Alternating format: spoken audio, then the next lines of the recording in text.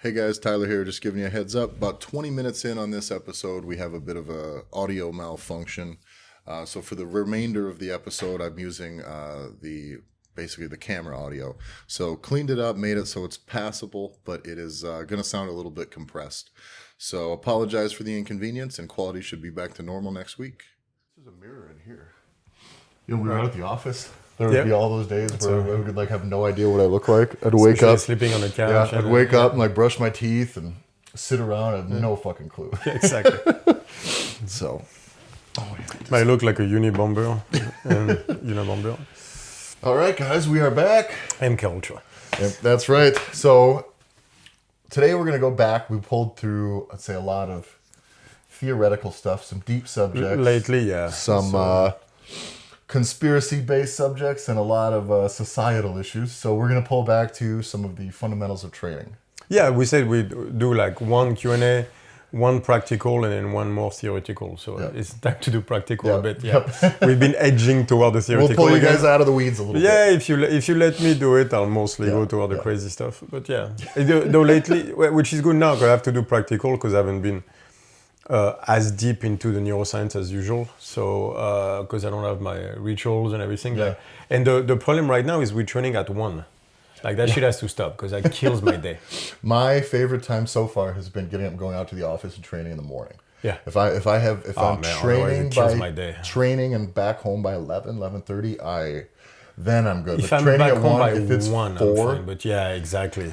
Well, especially for me when it's coming And up then here. I eat, and now it's 5 o'clock, and I'm like, oh. Well, so we'd come up here, we'd train, and then we'd either have to drive back or then walk and take. And Takes forever. by the time all that is done, for a podcast and a training session, I've been out of the house from 8 to 4:30 or 5. Yeah, exactly. Yeah. And I get home. It's a full day. Yeah. Well, no, and some of those I get home, I'm just fucking destroyed. Yeah. And there's a couple of nights where you go home, sit a little bit. If we had to get and get that little shit done, and then it's eat, and then I'm done. And there's been a couple of times where I realized I hadn't fucking showered.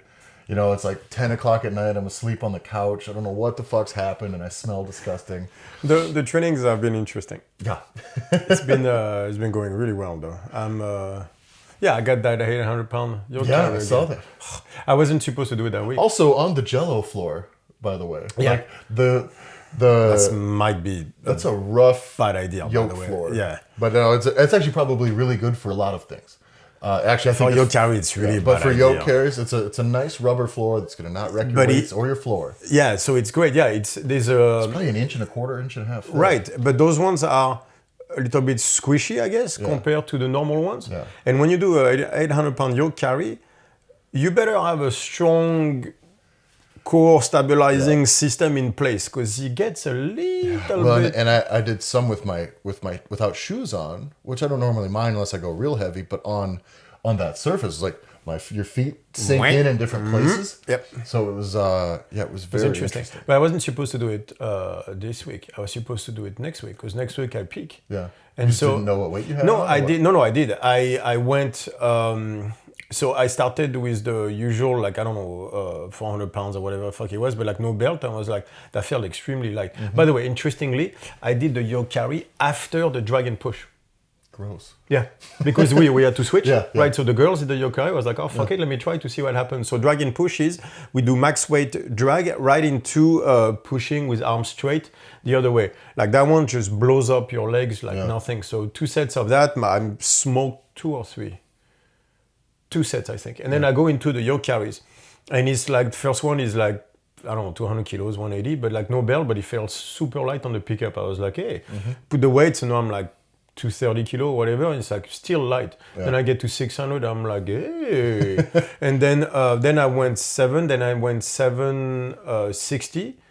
And that felt heavy, but I was like, okay, this week I do 760, and let me finally do 800 again. So the reason why 800, because I've done 1,000-pound yoke carry, but basically my base was 800 pound. I was running with an 800-pound yoke every week for, I don't know, like 3 years straight or some shit like that. And I started training heavy and really hard again, probably started really put some thought into getting strong 4 months ago, but I started to bring Richard to train with me probably 2 months ago now or something like that. And I'm like, all right, so let's get back to some decent numbers. And the first 2 months, 600 pounds on my back felt heavy as fuck. Yeah. It's 60%. Yeah. I was like, you know when it's a bit soul crushing? Mm-hmm. You go under a certain weight and you go, how much do I use to do? I used to do 200 pounds more like that, probably faster. Moving, yeah. And moving probably faster than I'm doing the 600 pounds. Yeah. I'm like, fuck, like, I used to warm up with that, even without a belt, you know what I mean? And at the beginning, I was like, this is crushing me. Yeah. I was like, fuck me, man. And so I'm like, all right. So that 800 pound young carry has been in my head for a while. And so I was like, okay, let me do 760, so 340 kilo, whatever it was, this week, and then I'll do 360 next week. And then I get under the 340, and it felt heavy. I was like, I don't give a shit. And so I got pissed. I just put the weight and I'm like, let me do it again. And then there you go. Yeah. And so that was cool. What? I was happy. Yeah, because all the lifts, don't get me wrong, I'm far off where I was still. Because like I did a pulse squat at 180. Mm-hmm. I did one without a belt at 230. So I still have some weight now. But at the same time, I was way bigger back then and things were different. And so then it was a combination of 5 years of blasting myself non-stop. So if I look within 6 months to go back to those numbers, I'm actually... Yeah, if I look at because it's been 4 years without regular structured training, heavy structured training, I was like, it came back fairly fast. Yeah.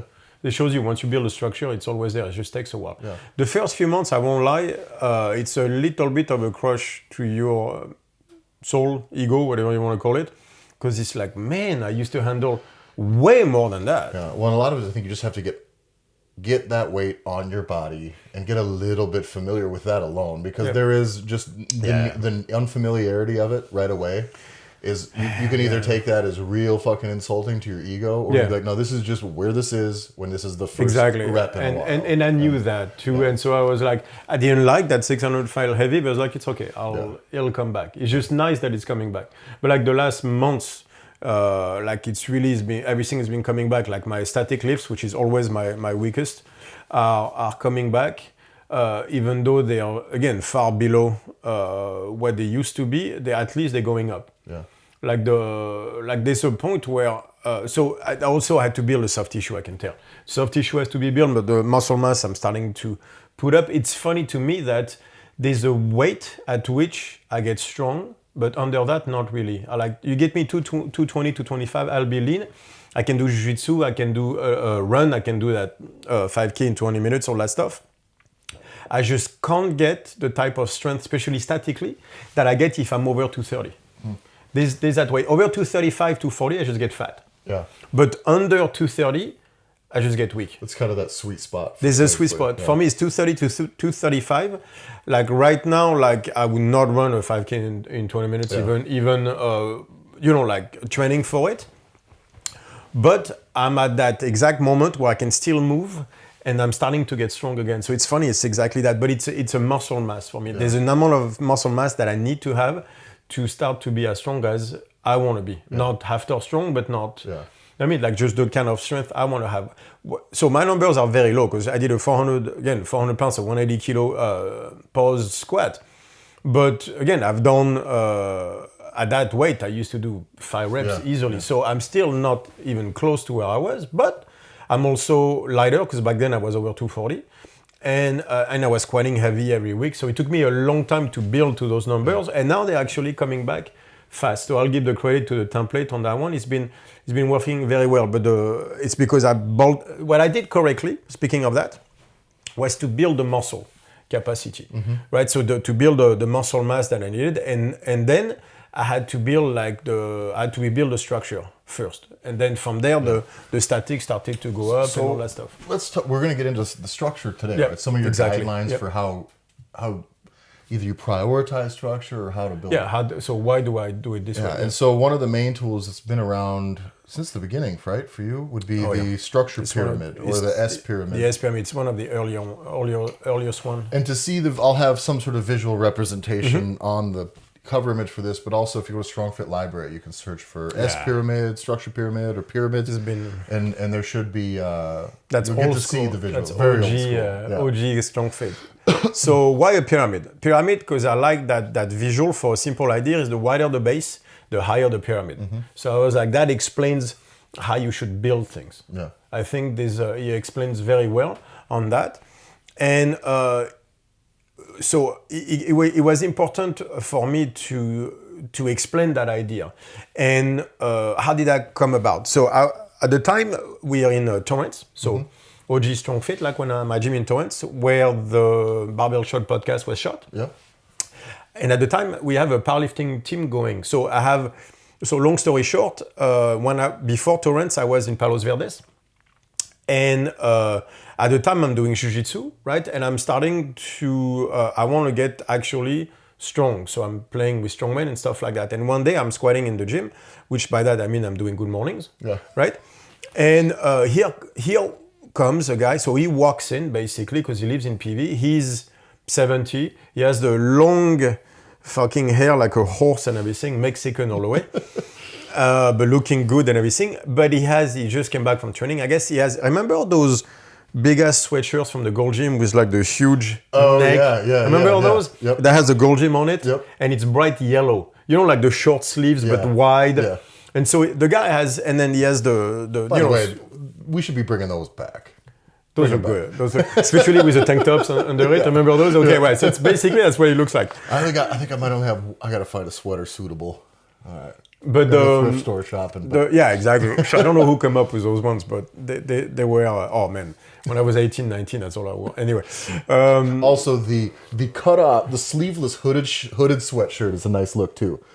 You have to be a kind of a badass, but if you can pull it off, it looks good. I don't like the ones that go too low. But also, if you have a good set of delts and arms. And what's our policy on dude crop tops? Not yet, maybe? Dude crop tops. Which one's that one? Oh no, we're not doing that shit. I'm gonna bring that back this summer. You just wait. We're not doing that shit. Like that one. That's Tom Cruise Top Gun.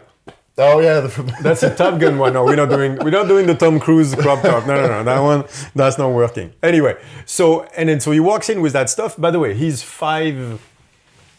Yeah. He weighs 160 pounds, you can tell. But he has a very buff upper body. But then he has the sweatpants, and you can tell he has no legs. Yeah. No legs.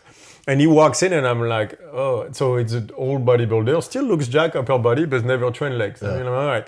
And he comes in, he starts talking to me, what you guys are doing here and everything. And he's like, are you squatting? It's like, I can help you with that. And I'm like, but at the same time, he's 70, and my grandmother told me, you always respect your elders. Mm-hmm. And he's walking in, I was like, yes, sir, thank you, please. And the truth is, I need help with my squat. Yeah. And he's like, I was like, yeah, if you can show me something, because as a craftsman, that's how I see myself. As a craftsman, I was like, I can always learn something. So let me see what he has to say. My guess is he's going to show me that bullshit bodybuilding squat and everything, and I'll be, thank you very much. Discard information. But, I mean, if he had been in his 40s, 50s, I might have been less cautious. But again, the gym is there, the guy is offering help. How can you say no? So I'm like, yes, please, sir, help me. Always be respectful to your elders. So I'm like, yeah, sure. No matter what, the dude has lived a life in the gym. Mm-hmm. He has knowledge. Yeah.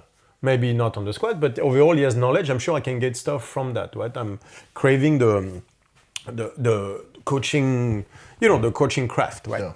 And so he's like, all right. So he starts to show me. So he makes me squat. And as I said, he makes me good morning. And he's like, he's the one who said, you have a really good morning. Like, I can't do that. That's very impressive. So that tells me you can squat. He said, you can squat 400 in 200 kilos for 40 in no time. And I was like, 440. At the time, I'm squatting 365. But again, I'm doing a good morning with 365, which is really good. Yeah. On the bar, it might have been 315, whatever it is. But, doing jiu-jitsu at the time, I'm just starting to learn to squat, which I've never done. I had a 230 kilo deadlift at the time, but never really learned to squat. Never had legs. Mm-hmm. And so I was like, all right. So he's like, all right. So we do a session. I was like, yeah, that was cool. Sets of 5 or whatever. Then he gives me some pointers, and I'm like, those are good pointers. Actually, I like it. Like, that felt better. I was like, all right, cool. And then he's like, I'll come next week. I'm like, oh, cool. I'll have a. That gives me like a, squat session for the week. I was like, cool. Otherwise, I'll never do it. Mm-hmm. So I was like, and he's offering his time. I was like, that's very nice. Thank you, sir. And so he comes back the next week, and he gives me more pointers, and he gives me a card. It's like, oh, wow, organized. It's a card. Okay, let's do that. And I'm finishing. I'm like, that was good. I felt like, I'm leaning too far, so he's correcting the stuff. And by session number 3, we're doing the stuff, and I'm like, man, I like this. It's like you seem to know your stuff. That's really cool. It's like, what's your name? Sam Alduenda. I was like, sounds vaguely familiar, but okay, thank you, sir. And so, and he basically start to train me. By 3-4 sessions in, I'm like, something does not ring right here. Like, he knows way too much. Not that he knows way too much. It's like, this is very precise stuff. This is like it's getting to you in exactly the form with which you need it. Yeah, you know what I mean? You know, and you know when you watch, I don't care if the guy is doing soba noodles or he's cutting the garden, but when you see mastery, you go like, I don't know what I'm looking at. That's what an ace is. I just know I'm looking at good. Yeah. Right, and so I Googled his name, and then I found out that he was a world champion powerlifter. Oh, no shit. Okay. Yeah, he was a master world champion powerlifter. So from the age of 50, so he was working, but decides to go back to powerlifting. And from the age of 50 to 65, he won the American Nationals every single year for the IPF. And then out of that, he was master world champion twice. So at his best lifting was at 61 years old. He with a single ply, he squatted 510 for a double at 61, weighing 160 pounds, 70 kilos, 72 kilos. Yeah, he bench pressed 315.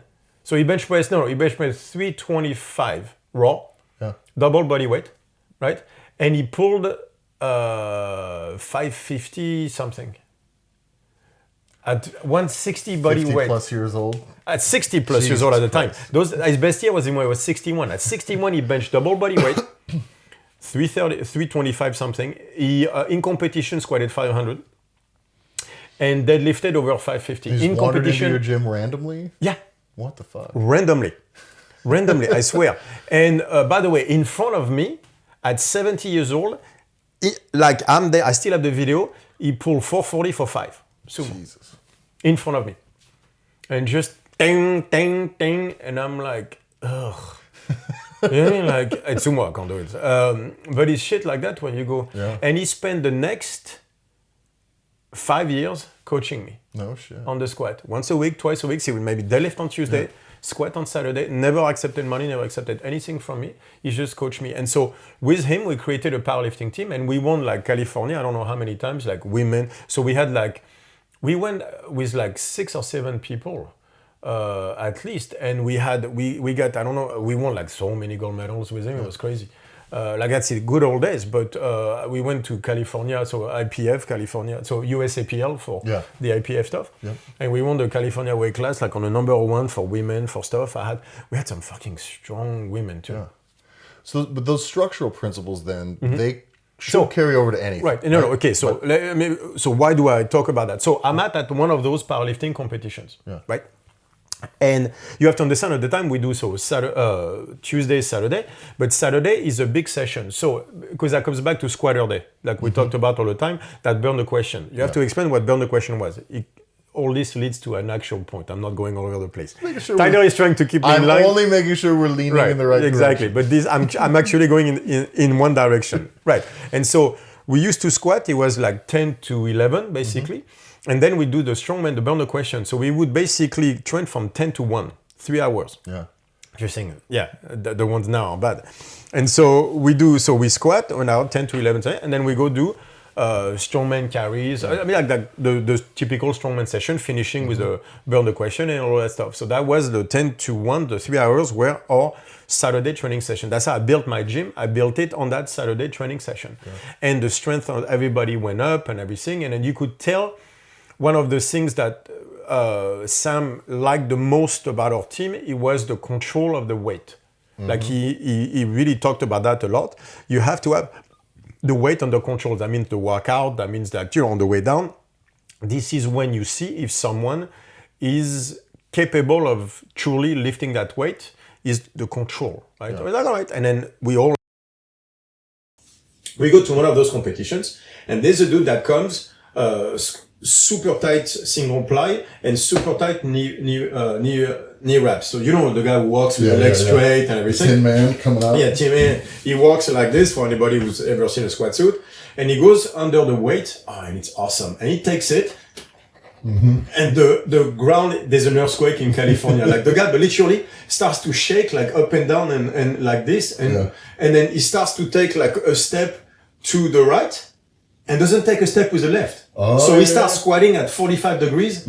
I've seen OGs do that. Yeah. He was a bit older. And then he's squatting at 45 degrees so of course they're 600 pounds. First rep, 600 pounds. And so dude has massive quads and everything. But he's literally shaking under the weight, and he comes down, and the whole thing is like the guy Alzheimer's. I mean,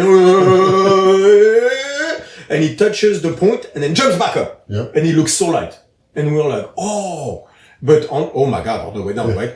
And then he can't right. So the spotters come, everybody has to help him ride the stuff with 600 pounds. We're like, all right.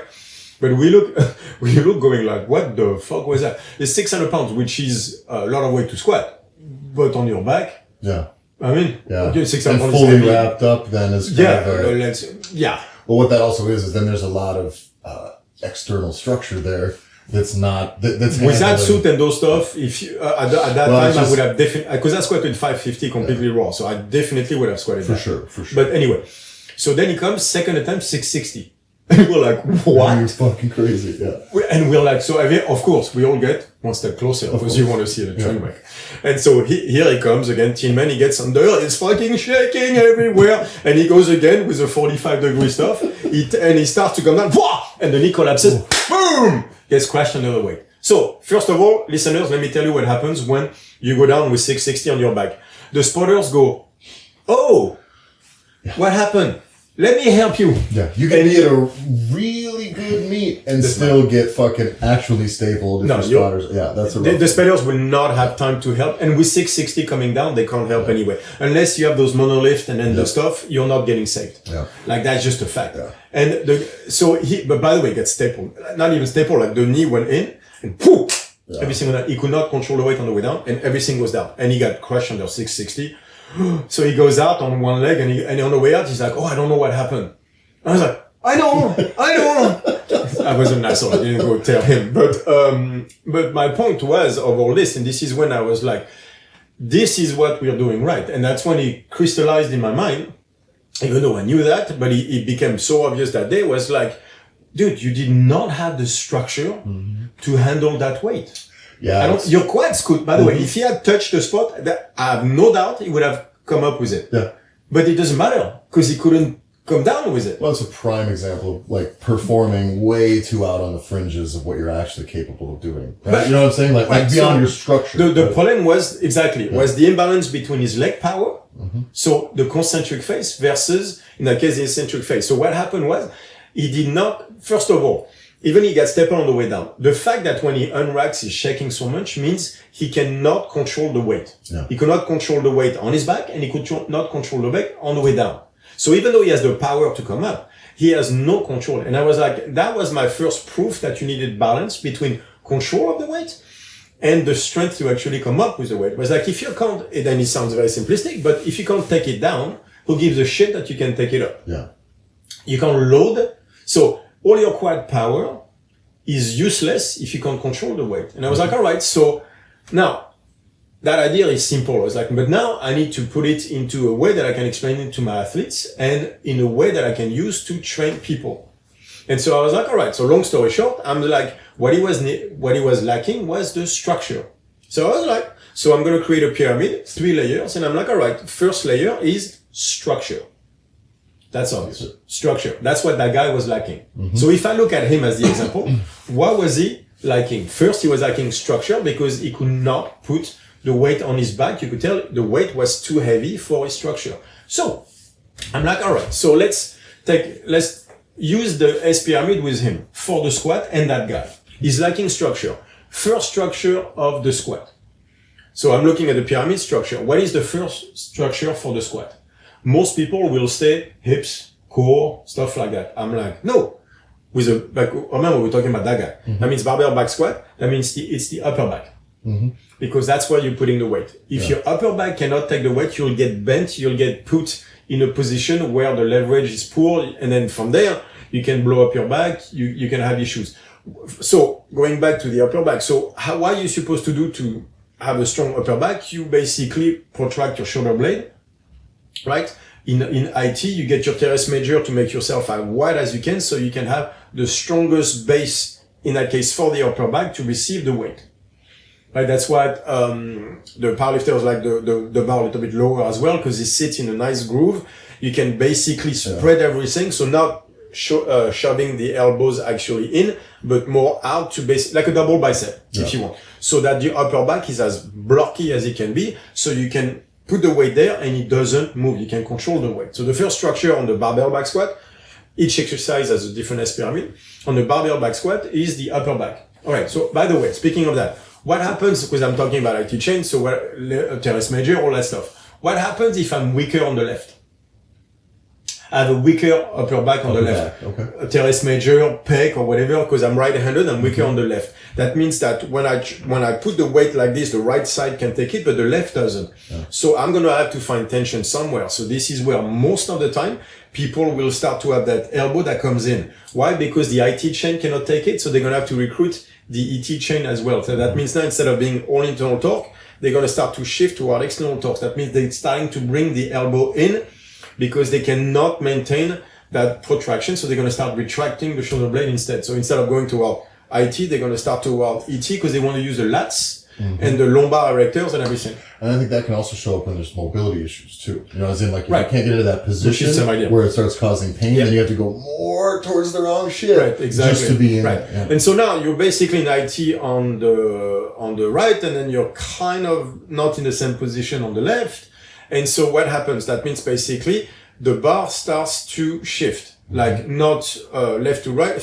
Basically it starts to be uneven, which means one side is starting to dip versus the other, because your elbow is not controlling that left side is not controlling the weight up. So the bar starts to get lower on the left. But I think even if the bar isn't lower, one of the things is if your tension changes, if visually you don't see the bar dip on that side, the thing is, if your tension changes, it still is different on one side. Anyway, so while visually it might be there, you're doing something very different on the left. Second problem is anybody who feels the bar is dipping to the left will compensate. Yes. Because no one is going to squat with a heavy weight. So what do? You start to shift your hip under the weight on the left. Let's take our guy, which is weaker on the left. You'll put your hip more toward under the left side to basically raise the bar so that it is even.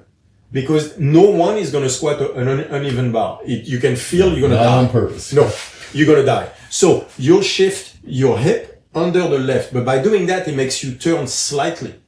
Right? And so what you're going to end up is you're going to end up shifting so your hip is going to shift slightly to compensate for that left upper back that is not strong enough.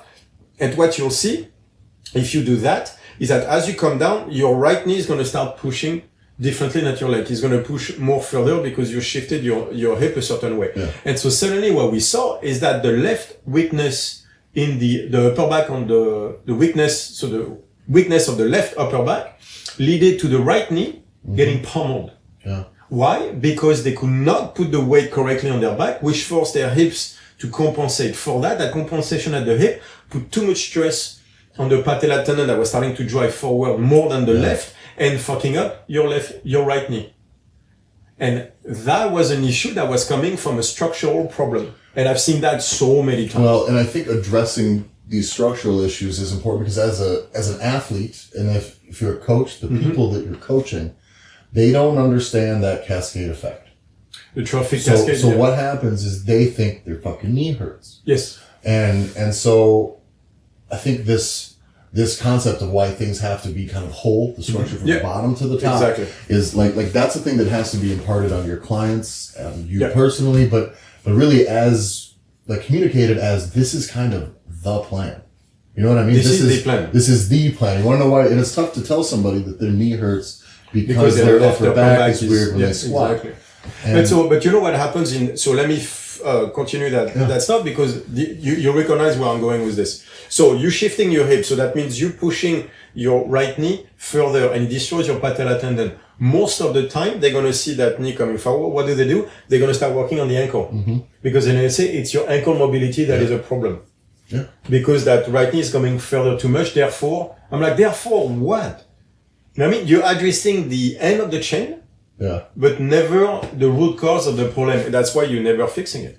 So yeah, that's why it is the plan. Because if you start to not look at the core issue, you look at the further point down the line, and you notice that's what you see. Well, that's at some point it is, because you're not going to break there. You're not going to break on your upper back in the squat. Not often. That's not going to be the part that hurts. Not often. No, you won't break there. You'll do whatever you have to compensate. And there's an interesting thing that I see so often with, say, like mixed grip on the deadlift as well, where I'll hear many people in the powerlifting world and many very good, smart coaches who I trust will say, I never ever really have seen any shoulder injuries from mixed grip, and until you ask them, well, how many of your guys' shoulders hurt when they bench and when they squat? Yeah. And then they're like, oh, all of them. And it's is like, it, you're not going to fucking your separate shoulder. Is it the same side that the hand that rotates? Yeah. And in 90% of cases, they say yes. I'm like, do you think? Exactly. Yeah, when you turn like this, you're creating an imbalance on the upper back. And it's not the same muscles creating tension. And that structural deficiency often is going to express itself in a different exercise. Because of course, is it dangerous to deadlift that way? Probably not, but it's going to build. It's going to build some weird structure, though. At least an uneven structure that I just think should be addressed. You have to make that. By the way, let's talk about this for a second. If I turn here, that means I think we can all agree the muscles building that tension are not the same. Different from right to left. Here you're going to go to pec. Here you're going to go more toward the scapula, all that stuff. Like so, in here it's going to be more latissimus dorsi, where it's more teres major and stuff like that. Right. So you're built like this. When you go onto the squat, what do you think happens? Yeah. Right, those muscles have created, are built differently now. In fact, different muscles are being built. When you go into the squat and stabilize, the same shit is going to happen. You're most likely going to shift. And now that you're shifting upper back, you're shifting your hips to make sure the bar is even. And now you're putting the stress onto that opposite knee. Yeah. And we are simple. And now they're telling you to fix your ankle. And then very often what I see often too, though, is that imbalance usually often shows itself in big guys in the squat then as well. Yeah. So this imbalance, you start getting some extra structure on the backside, and all of a sudden you go to put in the squat, you get into a bar, and that fucker just will not get there. Yeah. And then you gotta crank it, and then that fucking hurts, and then you're compensating around that, and then you'll either hurt your elbow squatting, or then you'll pay for it when you bench. And I was about to say, now that your shoulders are a mess, when you bench, here it goes. Because big guys lift lots of weight. And so that's how the shit starts to present itself. And so that is a structural issue, right? Yeah. And so structural issue that was obviously the base of the pyramid. And so I'm like, all right, so structural issue. So first the upper back.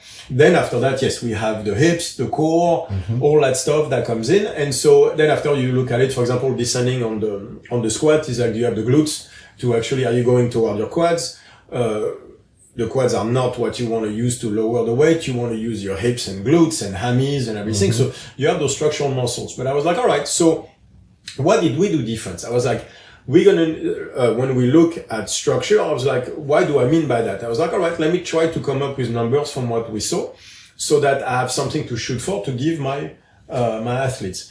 And so the first thing we did for the squat, for example, was to look at the yoke carries. Why? Because yoke carry puts all the weight on your upper back and therefore builds that structure. And since your hands, you can put your hands wherever you want, that was a much simpler way to build that double bicep tightness kind of thing.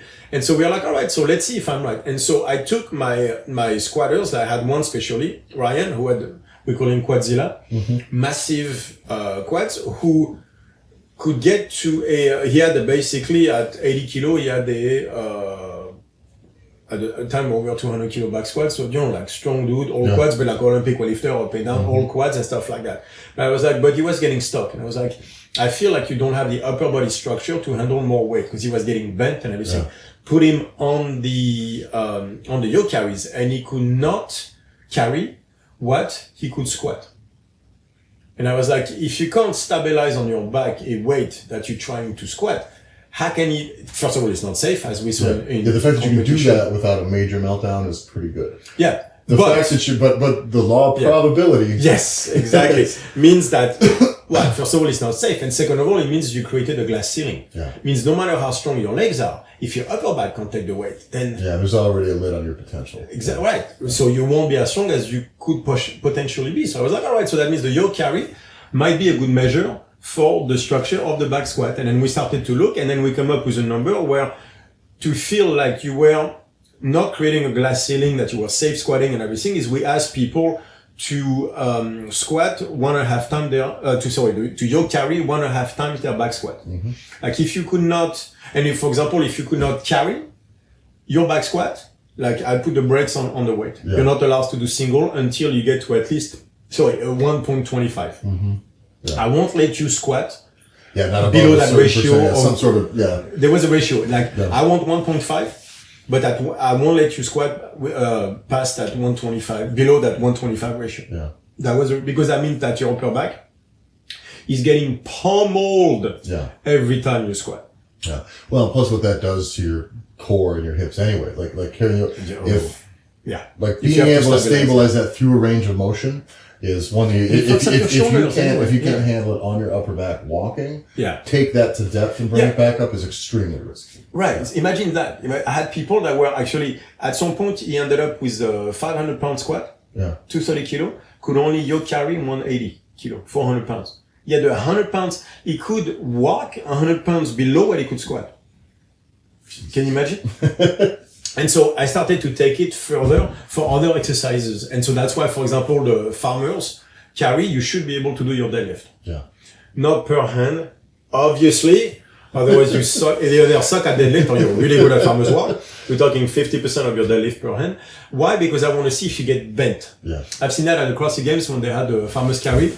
The dudes with the knees in, like you could tell the upper back the structure is getting bent by, 100 kilo per hand? Yeah. Which is 200 kilo deadlift, so 440, which is way below what that guy could deadlift. Yeah. Way below. Sure. So that told me he does not have the structure. Yeah. Like for the deadlift. So that means every time he deadlifts over 220 kilos, his entire body, it's a glass ceiling and it's just not safe. Yeah. Yeah.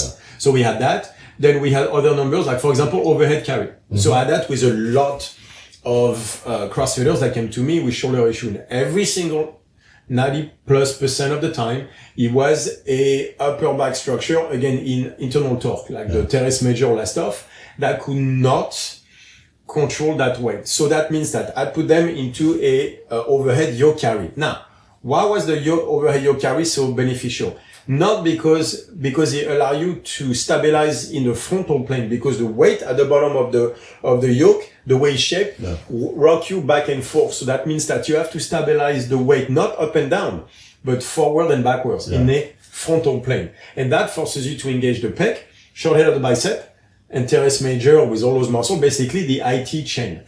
And we saw right away, if you were capable of stabilizing overhead, that had a direct correlation with what you could do on the overhead squat and the snatch. Mm-hmm. To the point where I had an athlete, older athlete, had fucked up her shoulder again. She came with 6 weeks of overhead yoke carries only and rope pulls. And out of those two, we gave her a 10-pound PR after those 6 weeks, first time touching the bar on her overhead squat, and 5 pounds on the snatch.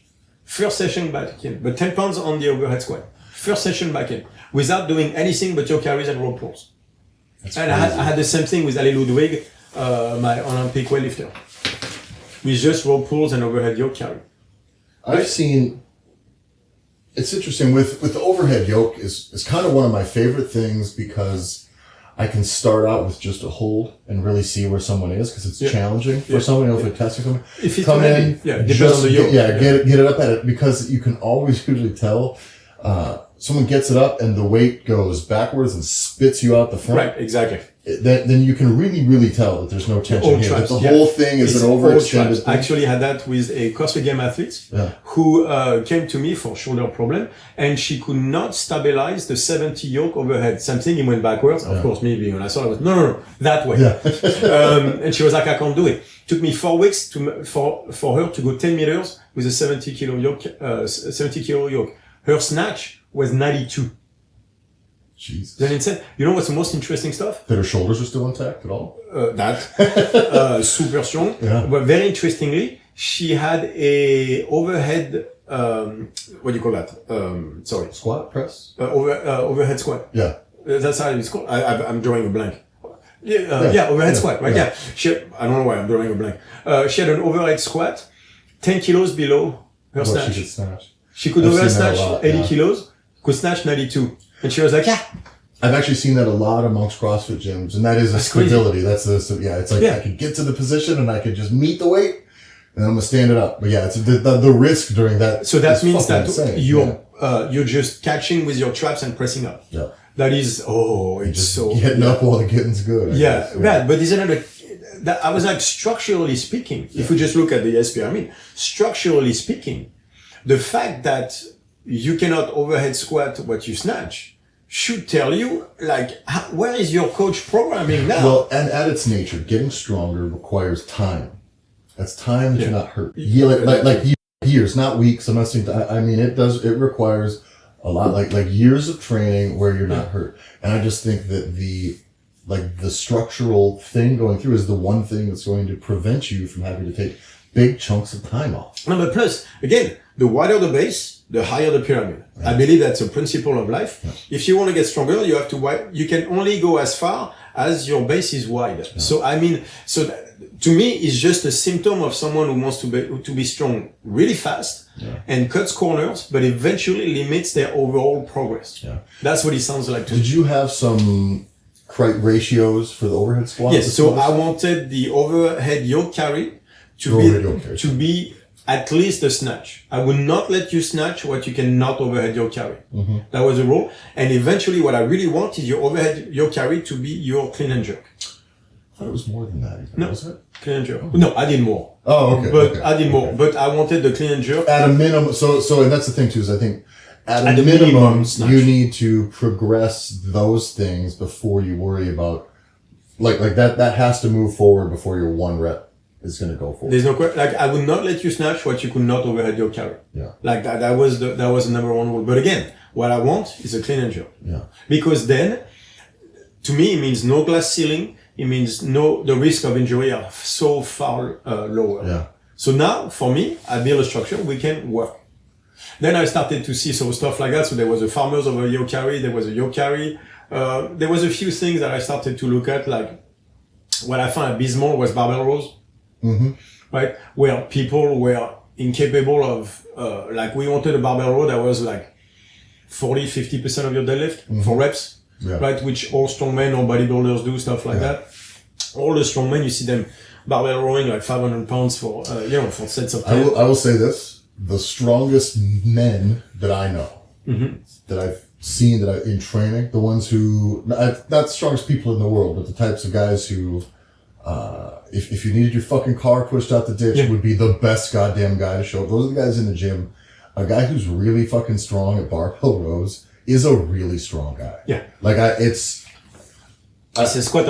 can't say that it translates over to any, like in that way. I really don't know. But I do know that the guys who are really fucking good at barbell rows are indisputably strong as fuck. That is for sure. Like for what we've seen, it translates to overall strength way better than the squat, for example. Yeah. You give me a strong squatter, you make him do strongman stuff. Yeah. Like, and strongman carries are part of strength. I'm sorry. So I know all the Olympic weightlifters are going to be very upset because I said that. But the fact is, strong means what? Means wrestling. Means if you give me an Olympic weightlifter and a strongman and we put them wrestling, carrying and stuff like that, the strongman is going to win any day because carries part of strongman, but that's why it's part of strongman. Yeah. Because you're supposed to be strong overall. Anyway, so a guy who has a 500-pound barbell rows, he can deadlift, he can move, like he builds the strength in a way that very, very few other exercises can. Yeah, and actually those like heavy barbell rows and exercise is extremely challenging for me, like structurally. I mean, I actually pay for that more here in my core, because I can hardly breathe through it. It is. I mean, it is extremely challenging. This is how I build my back. Yeah. Like those big ass lats, they come from barbell rows, like normal rows, Yates rows. I still think it's the greatest exercise. Yeah. At least for the upper body, but I believe it's the... And you have about 75, you said 75%? No. 3/4 of your deadlift? 40 to 50%. Oh, 40, okay. Because if you have a 600 pound deadlift, you're rowing 300 for reps. Yeah. That to me, 50% sounds... Yeah. Because if you look at the guys that have 800 pound plus deadlifts, they all row 500 for reps. Yeah. Well, like, and when I, back 50%. When I was deadlift about 300 kilos at like 150 kilo, for reps, for barbell rows would have been a motherfucker for me because I was a bit on the edge of my structure. Right, exactly. Right, so for that's sure. Exactly. So 50%, I believe, of your deadlift, you should be able to do barbell rows. Yeah. Not the fucking like chicken thing that they do, like a real barbell row. Yeah. Time and a place for everything. But. Yeah, exactly. I think those are good numbers. Yeah. I mean, after we went into smaller ones like dumbbell rows and shit like that, but whatever. But then there was the sandbag carry. Yeah. Oh, that one was a bitch. It was half your deadlift, 50% of your deadlift for 50 meters. Oh, that one hurts. So your weak ass motherfuckers out there have a low deadlift are gonna be like, I can do that. For me, it was that means it was a 310 pound sandbag for 50 meters. Yeah. Ow. So I don't know that number is good because all you have to do is have to have a weak deadlift. That's true. But it lets you know you're able to progress your deadlift. Exactly. Let's say like you should get stronger at the deadlift. Yeah. Don't tag me on the stuff and say, look what I have. That actually is an interesting note too, is to not turn these into objective either, where it's like, I only have to move this forward. It's like, well, the point is moving this forward so your deadlift can get better. Right. Not moving this forward so you can brag about how much you suck at deadlift. Why did I struggle on that 300 pound sandbag for 15 years? Because of my hammies. It was, and then my hammies are by far my greatest structural weakness. Yeah. By far. It's always my hammies that limit me. They limit me on the deadlift. They limit me on everything that I do. It's my hammies that give up. Hammies and biceps. Is that weird? The assistance pulling muscles are the weakest for me. Is that straight? That's crazy. Yeah, right. It's all back. So that shows you the weakness. The reason we didn't go body weight is because it's just not fair to the big guys. Yeah. Well, everything else, it's some different curve. Yeah, it's just like the whole body weight stuff. I don't, because everybody now is tagging me on body weight stuff because, we did that. I said the challenge, I didn't say the challenge was 1.5 times body weight. I said the challenge was 220. But it was very impressive. That one was 1.5, time body weight, which I found very impressive. Yeah. But, by the way, technically, I think that carry that she had on that time was further than the one that I had with the same weight. So she was very impressive. At 60% of my body weight. Yeah, exactly.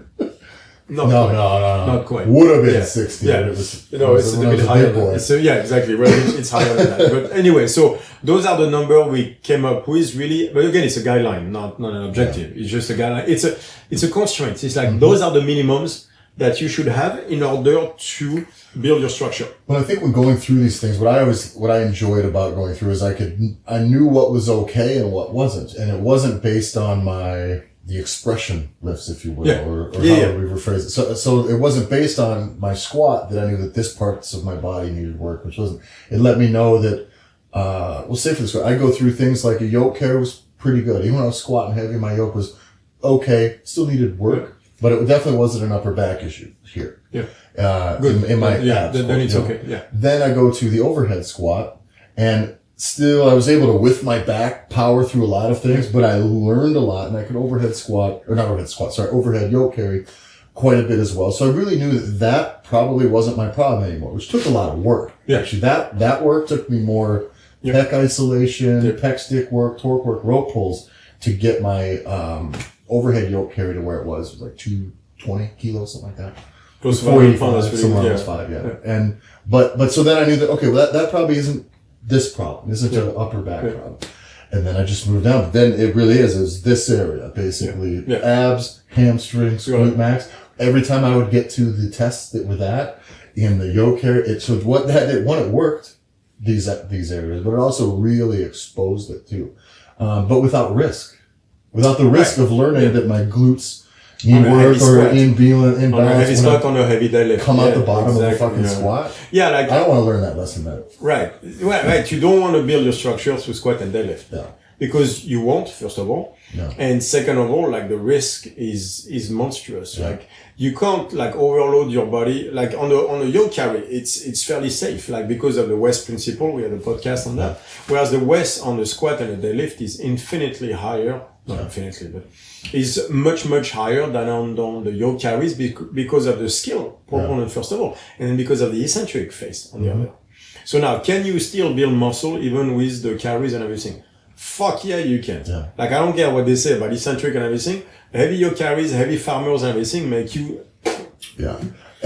Well, and that's the thing I always asking people who are having trouble gaining size, just from a muscle standpoint, relatively where they fit. In those specific exercises, some of these ones that you've talked about that are good, like I view these structural things as universal strength. I believe so. Will, right? I truly believe so. Like at the base of universal strength. And I think when I see people having trouble gaining size, very often, if you kind of run them through this checklist, not even relative to their other lifts, it's just that you kind of need to work on these things. Right. Give me a heavy yoke carry, heavy farmers, heavy sandbag carry, heavy overhead yoke carry, a good barbell row. You'll be thick. And tell me you're not getting thicker. Like I can't believe that for a second. Yeah. And in a good way, it's not just big thick. I mean, for ladies too, that is like good structural, like add lean muscle to your whole body. Yes, exactly. It's great. When you meant thick is for the dudes, but well, I like thick. But the problem I have is that thick is a thing that everyone should want to be. Exactly right. It doesn't even. I don't understand. Much like I use it does not compute. I use it in the same words as huge. Yeah, exactly. Or awesome. It does not compute. Yeah, for the ladies, we just mean like a quality muscle base. I used to. We'd have like our. Because now we scale all the women away from. I would have my CrossFit class. I'd come in. I'll be like, all right, ready to get thick, and all the ladies left. Or some of my weight loss people would be like, wait, what is he talking about? I don't want. Like you understand what I mean by that? Just a meathead. Yes, exactly. It's just the terms we use. Don't worry about it. But if you want to gain muscle, those will help. And of course, now I swear we're gonna have all women saying, like, so should I go longer carries in order not to get thick? Like you just ruined the entire podcast. Man, like, there you go. It's thick with 2 C's. Yeah, exactly. The good thick. So those basically are the exercise we can. Yeah. Let's stick with those ones, and trust me, we'll go far. Yeah. They are a mainstay of the template for that reason. For sure. Like you need those. Right? Yeah. They'll make you strong overall.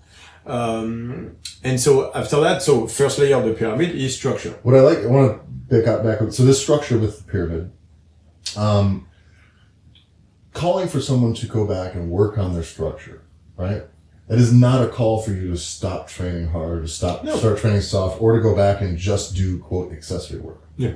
No, the contrary. Yeah. You're just going to add that once a week session where you do yoke carries and farmers and stuff. You don't have to do yoke carries, farmers, overhead yoke carry in the same session, but those have to be rotated on a regular basis so that at the end of the month, you've done at least all of the exercise recited. And with the intensity and effort and focus. By the way, can we talk about this? That's what I need to say is these are not accessory work. Right, so by the way. If a yoke carry is not your fucking primary in your head, if that is not your primary exercise, you're going to fucking die. What we're talking about is max weight for 20 to 30 meters. Yeah. Meters, not miles. Yeah. Right? Stop with a 1 mile yoke carry. You're not doing shit.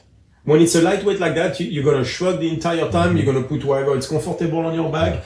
Those stuff don't do anything. Yeah, they make your hips. You might look swole in the sun. Yeah, exactly. Okay, that's okay if you're only trying to get a tan and show off. Right, exactly. Right. No, but like even like if you want to build maybe like like some muscles in your hips or stuff like that, but put a weight vest. Yeah. You don't need, like the whole 1 mile yoke carry is such bullshit. Like that is not the point. You can do it once in a while if you want to look cool on Instagram, but that's not the point. The point is 20 to 50 meters max, maximum weight. And maximum weight means your eyeballs are popping up. After that, let me pick them back and put them back in. Yeah. When you're done, like you look at the video of me doing it. By the way, disclaimer, it was not at Charlotte's gym. Even though I tagged on it, it was not at that gym at all. So for all the people listening in Holland, I am not training at Charlotte's gym. So stop messaging her. It was Jedi Mind Trick. I was not there. Yeah. Right? This was filmed 2 months ago, before the coronavirus, and it's not even at our gym anyway. Yeah. Jedi Mind Trick. So I'll give paired with the template. Don't call the cops. You don't need to do all this. This is not where it was shot. Yeah. Thank you. So we're talking like your head is going to explode. Maximum weight 20 to 50 meters. Yeah. That's same with farmers walk. Your grip is limiting. Good. Your grip is going to get stronger. That's great. Like all that weight, use fucking heavy weight. Stop with the imams and the 20-minute AMRAPs and the mile carries. Stop with that shit. Like you need to train all energy systems. Stop doing exactly the same stuff in the middle. Like you want everything to be in the middle where you're comfortable. So you do every training session is 20 minutes. It's all, you're chasing the same feeling everywhere of I'm winded and it's a little bit heavy. And by going a little bit of everything, you do absolutely nothing at the end. Yeah. You need to work the extremes. You need to work that center, but you also need to work the extremes. That means you need to do long cardio and you need to do real strength work. Yeah, and that's why it's important to, saying that this needs to be done, built, say, before or alongside does not mean that your workload gets way less. So where do we go from structure? What does it give us? So the next stage is stabilization. Okay. Right, stabilization. Let me go back to my friend who just popped his knee and hip and everything, right? You could tell on the way down that he could not stabilize the weight. So first of all, he unracks it. No structure, can't hold it. But then on the way down, he's moving all that shaking going left to right is where his hip at some point gives up and everything like. So in that, you'll see more like the, for example, on the squat for my friend, it'll be like the glute max. It'll be the inside head of the hammies.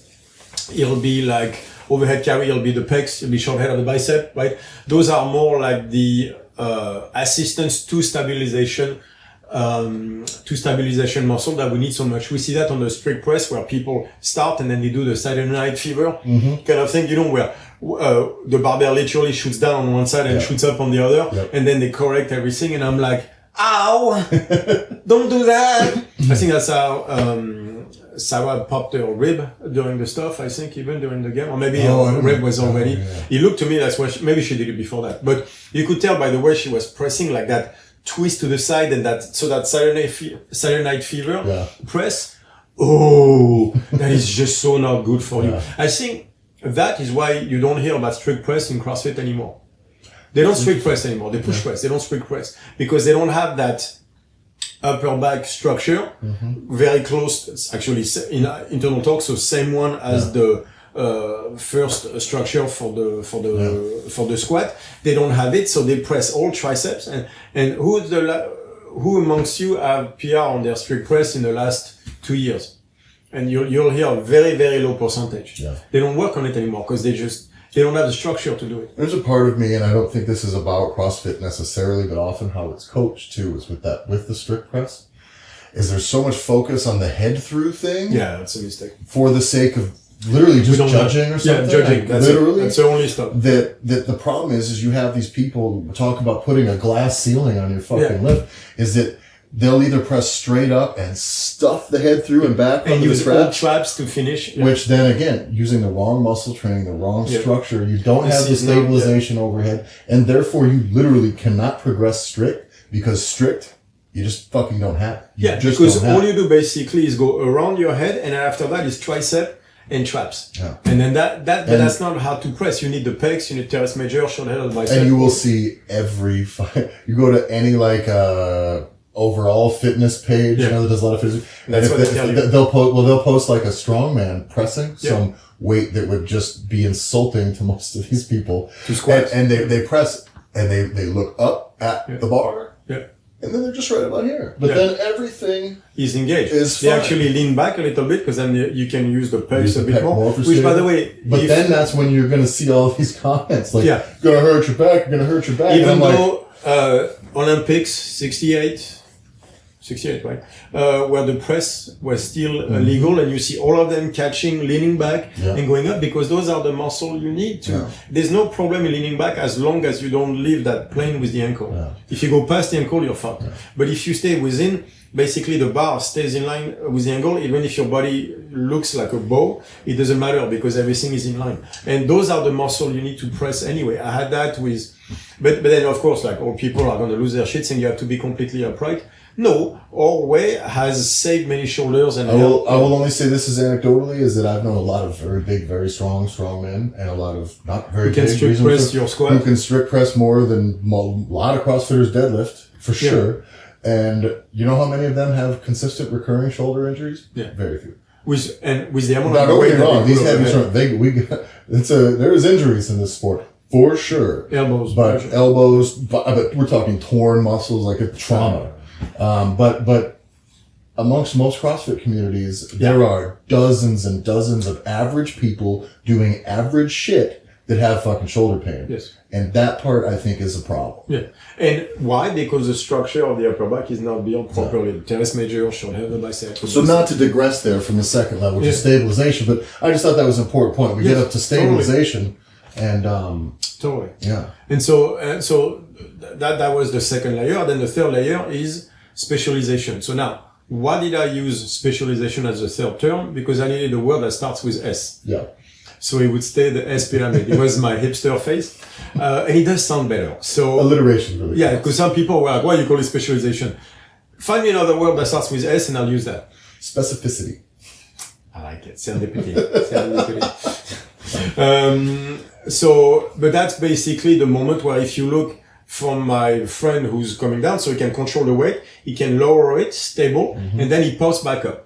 Yeah. That's a specialization where basically you have the concentric phase, where now that you can hold the weight, you can control the weight, all you gotta do is press it, even strict press. Yeah. Like, so people are completely relaxed under the bar, which is a mistake. You do the double bicep, you can hold the weight, you stabilize it, and now all you have to do is press it. Yeah.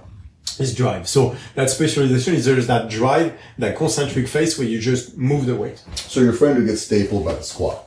That's an obvious example then of he had done so much training in the specialization, which is the top. And he had probably grown that far beyond the point where these other way past that. To the point where that had almost zero room for growth potential. And every layer you got lower, that gap was huge. That's all the room for growth potential just for him to be safe. Right. With his level of specialization. And that's why he bought. By the way, let's use a deadlift as an example because people are going to say there's no eccentric on the deadlift. Yep. There's no stabilization, therefore no structure. That's not true. So what you'll see is people, they start pulling on the bar and you see the entire structure getting collapsed, right? It's because, for many reasons, it can be the upper back, so the shoulders are basically getting bent. That back rounding usually is because they don't have the second, the upper back structure is important on the deadlift, but then in that case, everything around the trunk is far more important. Especially because of where the lever is. Right, it's exactly. pulled from the shoulder, so it literally is trying to fold you down. Whereas if you're squatting more upright. Right, the upper back is important, but like all this is getting full. So if you don't have, for example, that core structure, like not the trunk, but like literally external obliques, all that stuff, you'll get bent. So because you get bent, because your external obliques core structure cannot take it, it makes you round your back. But it's not because you're not rounding your back. You're getting collapsed on the structure, basically. And then after that stabilization, you start to lift and then you'll see people moving forward. Then you're shifting everything to the hammies, which is a problem. That means you cannot stabilize at the inside hammy stuff. And so now basically they get tilted forward and from there they switch to external torque to the outside hammies to try to bring it back up. So the pyramid still applies and then in that to case, the deadlift. Then the tension goes from quad, glute med, exactly, lower back, outside hammy, and outside glute med. And then the pain comes hip, and then lower back. Of course, what do we see? We see a lot of spine extension, and you never want to use spine extension when you deadlift heavy weight. So what do we see? The people are doing it well. We see someone who looks like a block, basically, who's using legs, then hinges all the way. It's all the internal torque stuff, and then even if they start with the back slightly rounded, which people don't understand, that the problem is not that your back is slightly rounded. If your back is slightly rounded, that it stays exactly at the same position, that's okay. What you cannot have on a deadlift is any flexion, extension of the spine. The spine moves, you're in danger.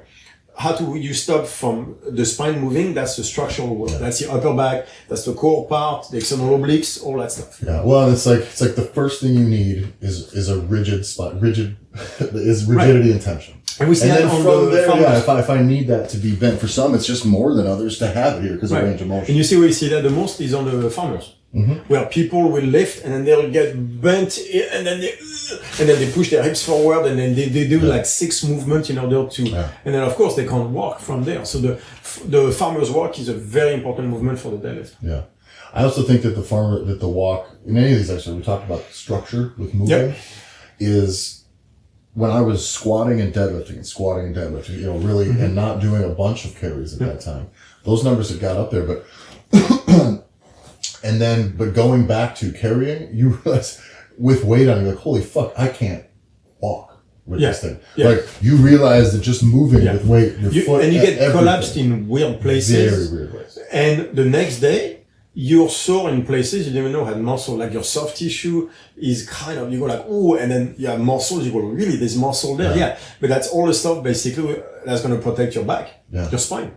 Those are all the muscles, and you're not going to work it on a deadlift, and especially with the overhand grip like that. So, speaking of that, we make all our guys deadlift with straps if they have to, but double overhand. My thing always is go double overhand without straps until you need straps. Because the truth is, your grip will go. Like, your grip is not going to work for a fucking 10 rep heavy deadlift or 10 set heavy deadlift session. Not if it's real heavy. So at some point, then strap up when you need it. Don't strap up always so your grip goes to shit. Or work enough farmer's walk that you develop your grip. And then, however, if you're in the sport of powerlifting, where there's two things with this. One, you can get really fucking good at hook grip. Look at Kaylor Wall, and there's a few of these guys pulling almost 1,000 pounds, over 1,000 pounds, hook grip only. And then the other thing is train your structure with double overhand, with straps. And then once in a while, we talk about specialization. Yeah, exactly. When you have that room for growth at the top of the pyramid, then let's open up and let's work on this, because that's about the expression of all that work. Because I see guys doing even stiff leg with the over. Well, I've seen so often, and actually, if you're not trained for peak output for powerlifting, really, where is the only case you really need to. If you're in a CrossFit gym, in my opinion, I think it is almost inexcusable for a CrossFit coach to allow the average person to deadlift mixed grip. Yeah. Especially considering they might be consistently with the same. You're going to do 10 reps. Yeah. 10 reps in a fucking Metcon with a bad motor pattern just over. Right, because you don't want to spend the 2-second tips to wrap. Yeah. You go like, so often in those situations, they're just doing that because it's a little easier on the grip. That's it. Because you're doing a fucking, you know what I'm saying? You know a lot of things. And I just think that... no, but then they go, straps are shooting. I'm like, sure. Yeah. Right away. Yeah. So let's do farmer's walk, you and I, and then let's see. I did 140 kilo per hand. So my grip is not weak. And I do deadlift only with straps. Yeah. Right, and I'm okay. My grip is strong. Yeah. Well, it's fortunate for me. I just have giant hands. Yeah, I don't have big hands. I don't have big Jiu-jitsu help, by the way. But but then we'll do something on grip. I have some actually really good exercise for the grip. Yeah. But don't worry about it on the deadlift. But don't do the over-under grip. If you have to. No, if you're a competitive powerlifter, still work with double overhand and the straps and everything, and then go train on that, but understand that it modifies the tension being created.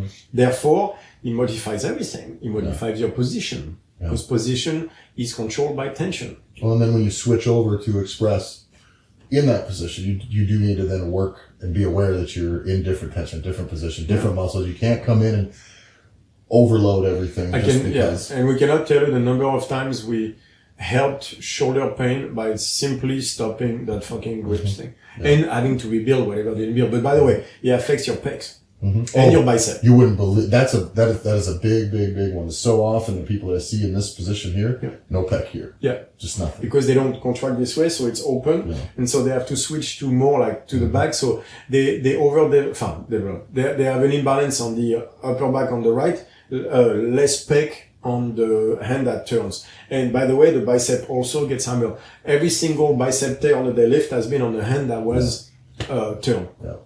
Well, unfortunately, most people aren't strong enough to tear their own bicep on a deadlift. If you are, you've earned it. But that means still pressure on the tendon. That means a frailing up here. Yeah. You're still putting stress on your structure.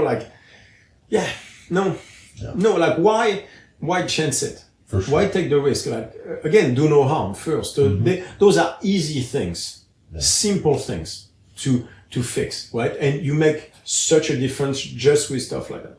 So an exercise you guys can do would be take the pyramid, right? And just look it through your exercises and think, okay, what do I need to do? What's different? Where am I at in throws, this thing? Exactly. All that stuff is what do you need? Yeah. Right. And there's some write-ups on that, graphics at strongfitlibrary.com. And remember, you can only go as high as your pyramid is wide. Yeah. Yeah. So work on that base, y'all. You can find everything at strongfitlibrary.com. We have strongfit.com, strongfitequipment.com for sandbags, shirts, strongfitequipment.eu. Well, that's Bill's, yeah. That's Bill's. Bill's between the And ears. Cariana. Bill and Cariana. Are they both that? I didn't know if that was No, both that's their Bill's. projects. Oh, okay. He's married. Okay. Give me a break. Nothing is his. Well, I don't know. Maybe he wanted to draw a line in the sand on this one. Right. This one is Cariana, fine. yeah. And she'll be like, go ahead, try. Anyway, how I had to piss off your wife. Draw a line in the sand. By the way, we are still have the evolution program. We're not actively promoting it with the shutdown. Because we don't want to be assholes. I don't want to be an asshole out there. We understand. We think we'd be very tone deaf. But I guess if you have any questions about that program, you can feel free to shoot us a message at info@strongfit.com, and we can kind of let you know where things are. Yeah, we didn't want to promote the seminars or evolution because it did not feel.